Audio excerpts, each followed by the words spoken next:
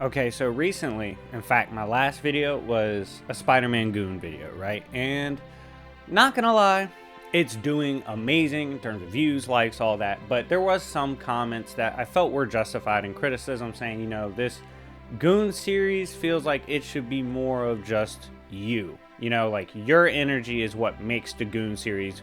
We'd prefer to see you go solo. I didn't take that to heart. I actually understand where you guys are coming from. I have a lot of pride in the Goon series, so and I do appreciate the energy I bring. So I definitely think it's more so you guys just want to hear me on something, you know, I brought up. So with that being said, I kind of owe you guys one. And to the Spider-Man fans that were kind of disappointed in that video, my bad. Spider-Man still sucks. Just kidding. I'm actually kind of a fan now, like I said, and this research for part 2 solidified my fan status. Spider-Man is a terrific character in comics, and this video today will be 15 times that he was a goon, a troll, and overall one of the best characters in comics in general. If you guys are a Spider-Man fan, a fan of my work, or work like this in general, please like, subscribe, turn on the notification bells, all that good stuff. Join the public Discord if you would like to, and if you want to support the channel in any way you can, check out all the links in the video description. I would love it. But anyways, thank you guys, and without further ado, let's begin.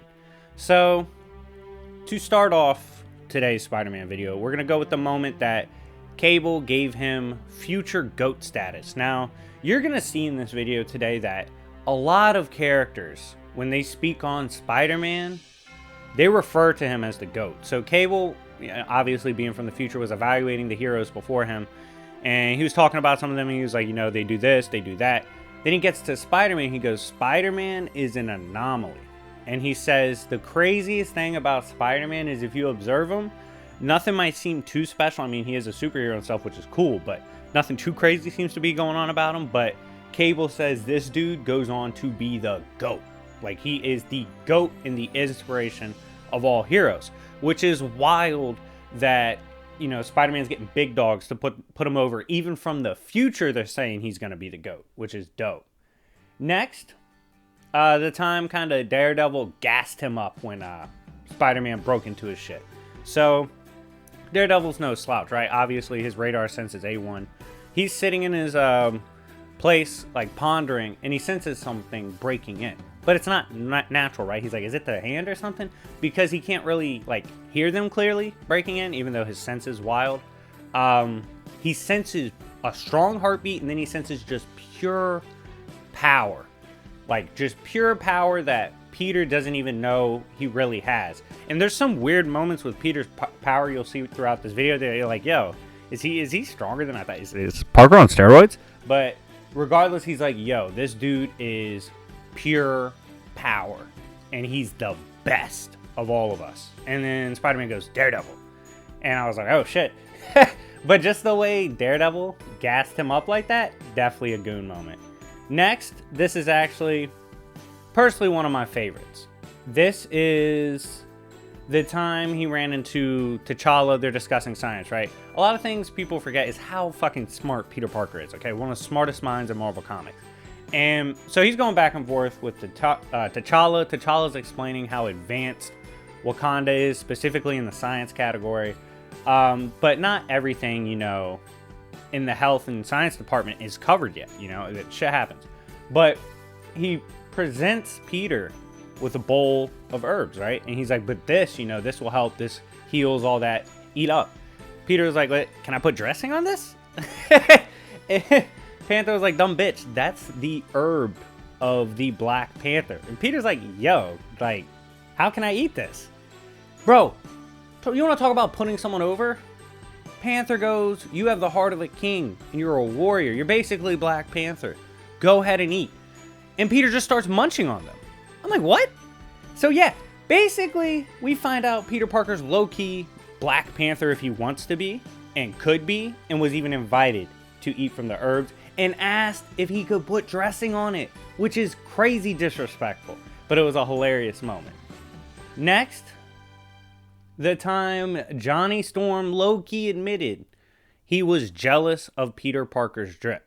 So he's going back and forth with Peter Parker, right? And he's like, bro, I'm gonna be honest, your life is bullshit. And Spider-Man's like, what are you talking about? He's like, you always get it your way. He's like, first of all, you always fight people you shouldn't beat. You beat them anyway. He's like, you're always late for work. You have a job anyway. You're a nerd in all this, yet you always pull up with, females that are hot. So what's the deal? And Spider-Man's like, first, are you coming at my women? And he was like, no. He was like, you get all this shit and don't realize how lucky you are. And Johnny literally says no one can win as much as Peter Parker does without luck, like literal luck hacks, and accuses Parker of having luck hacks and says it's the Parker luck. So like, he was so jealous of Peter at that point that he basically said there's no way Peter could be that much better than him. It has to be luck, which is pretty goony. Next, the time... This was weird, right? This is what makes you question how strong is Spider-Man really. So Hercules, if you don't know, for a bit of time was depowered. And he wasn't sure if he was ever going to get that godly power back. Well, at one point, he gets Spidey powers, right? And as he's running around, he's talking about how he's getting back to his god power. It feels like his old god power. How he's going to go to Mount Olympus and get all his shit back. And he's like, what is this power? It feels like great something. And just the fact that a Greek god is comparing the spider powers to god powers? Can we talk about that? Like, comment down below. Do you think that's crazy? Is Hercules onto something? Is he snitching on the fact that this is why Peter's so damn strong? This is why Peter has such good plot armor. He has god powers? Let me know in the comment section. But yeah, Hercules deadass was comparing the Spidey powers to, like, the powers of Hercules, which is crazy as shit. Next, the time he had to brawl with not one Phoenix Force user. He was brawling with two. And how does he get out of this? Like, obviously, if he's fighting anyone with part of the Phoenix Force, he should be getting shit stomped. Spider-Man knows that. So what's he do? He's dancing around like a motherfucker, talking his shit, confusing his ops, to the point that both the Phoenix Force users actually turned on each other. That's right. Spider-Man was smart enough to be like, yo, I'm not gonna lie, I don't know if I could straight up fade both these dudes, which is absolutely true. So he confuses them, gets them to fade each other. The fact that he made two characters that should be several tiers above him shit the bed and take the L is a major Goon moment, because like I said, he's fighting way outside of his class and is just styling on them. Next, oh, this was embarrassing. So obviously, Spider-Man's had encounters with Sandman before. Everybody knows that. But some of them have been rather disrespectful. And this one time he pulled up on Sandman, he was hitting Sandman with such disrespectful bars. Like, bro, you're covered in a beach. Bro, you're a bitch. Like, he's just hitting with, like, Sandman with all this wild shit. That Sandman starts losing it during the fight. He's like, bro, I hate you. He's like, this is personal now. I can't fucking stand you. You're a horrible person. You're always making fun of me. You're always talking shit. You think you're so much better than me. Bro, Sandman's a grown man getting trolled by this teen Spider-Man. And he's losing his mind, like turning into a Karen, having a Karen meltdown. And loses because Spider-Man tricked him by just mentally dogging him. I was like, bro, Sandman, get a grip, bro. You gotta stop letting Spider-Man troll you this good. But the fact he trolled him that hard made him have a mental breakdown and then beat him up. Major W for Spider-Man. Next, the time not only did Spider-Man break the fourth wall, he broke it during a fight, and him breaking the fourth wall was confusing the shit out of his ops. So I think this is Secret Invasion. Spider-Man was dancing around saucing on his ops, right? And he's like, yo, he's talking to the readers. He's like, yo, check out the last issue, spoiler alert, all this. His ops are like, yo, who are you talking to? And Spider-Man's like, don't worry about it, bitch. Take this front kick. And just beating them up while talking to the reader. But what makes this such a Goon moment, honestly, a tier 4 Goon moment, everybody could see him talking to the reader. And no one knew who he was talking to. So he legit... he legit was aware of the reader and talking to them. Like, even the other characters are acknowledging he's talking to somebody.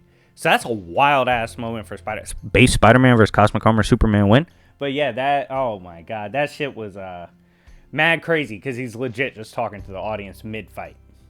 Next, the time Spider-Man was gloriously put over by Iron Fist. So if you don't know, Iron Fist is the martial art gatekeeper of Marvel Comics. If you can beat Iron Fist in a fist fight, no one will ever question if you can fight. Case in point, somehow he lost in a fucking sparring match to Wolverine. Wolverine beat him with the hands and put him down. I love Iron Fist, but goddamn, that's a jobber moment. Lost in martial arts to Wolverine. That's what I'm saying. So, like, Iron Fist, when he puts you over, you're put over, okay? With that being said, he was asked, he was like, yo, of all the people you fight, because you get so many wins, is there anyone you don't consider that beatable? And Iron Fist was like, I'm going to be humble right now. I believe if Spider-Man turns up properly, he's really hard to beat. And the dude's like, what? Like, Spider-Man out of all the people you fought? Because keep in mind, Iron Fist has fought gods. He fought Luke Cage. He's pulled up on Hulk before.